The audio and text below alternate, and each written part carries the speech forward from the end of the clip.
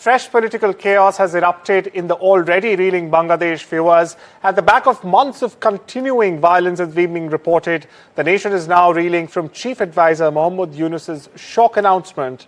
And what did he announce? Well, to delay elections until April 2026. The Bangladesh National Party, or the BNP, once Yunus's closest allies, has also slammed the move as a betrayal of people's sacrifice and a threat, in fact, to national stability. But that's not it. The BNP has issued a fiery statement saying the people bled for this democracy, referencing the July uprising that forced regime change only last year.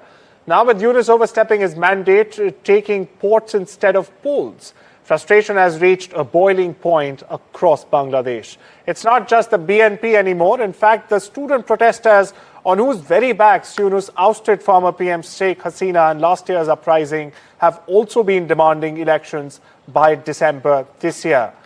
They say Ramadan, student exams and the monsoon may make April not just impractical but dangerous to conduct elections. Meanwhile, in Dhaka and Chittagong, students are back on the streets with the BNP warning of fresh protests if Yunus doesn't reverse course. With no justification offered for the delay and a nation still reeling from political trauma, many are asking, is Bangladesh walking towards democracy or walking further away from it? To answer this question, Veena Sikri, the former diplomat, the High Commissioner, in fact, to Bangladesh, joins me. Thank you so much for joining us this Monday evening on India Global, ma'am. How has Muhammad Yunus overstepped the caretaker government's mandate by, in fact, delaying the elections until April 2026? Yes, I think the announcement by Professor Muhammad Yunus suddenly delaying the elections to April of next year is significant because it's complicated the political situation within Bangladesh and made it more volatile than ever. For one thing, the army, as you know, that about 2 weeks ago, the army chief had called a all army officers meeting, a kind of a darbar or sabha. That is quite unusual, but he called that and they discussed all these issues.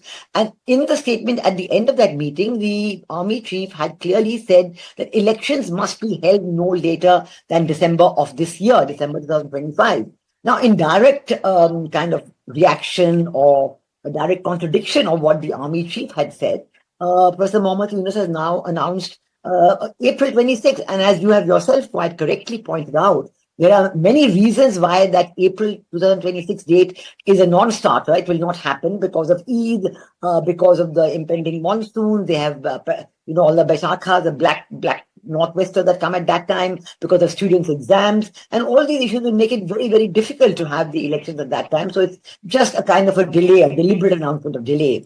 And I think that's a reason that will cause chaos. We've already said that the BNP has brought people already on the street, and it's actually now, it's still the middle of the Eid al-Adha festival season, and people are still not back in Dhaka because they all go for their villages at this time. So I think as the days go on towards the second half of June, you can certainly see a rise in the political temperatures on this issue. And, the second issue is that how can you have elections which, where the major political parties, you ban the activities of the Awami League?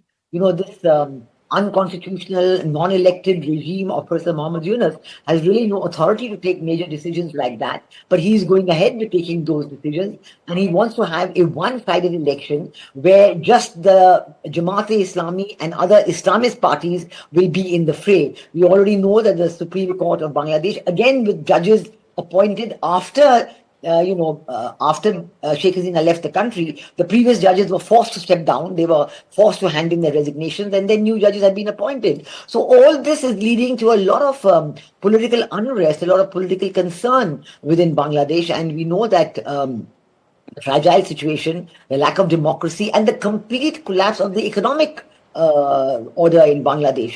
Factories have closed down. Professor Muhammad Yunus has taken so many decisions to delay the trade with India, to ban the land trade, they say that it comes by sea and so on, that the goods which was important inputs into the domestic production in Bangladesh and then going for the exports, like the ready-made garments. So the cotton and the cotton yarn and the man-made fiber, which used to come from India in huge amounts, has now been completely delayed. The efforts to import this from other countries has not succeeded because the prices are higher and the time of transportation is much higher. So factories are closing down. People are out of jobs, and inflation is very high because daily use necessities coming from India are now getting delayed. So there's a great expectation and even an announcement that the rate of growth will halve to less than 3% from the 6% plus that used to take place every year under Prime Minister Sheikh Hasina. Absolutely, absolutely, Ms. Sikri. And as we also pointed out, he's selling polls, he's selling ports and not conducting elections.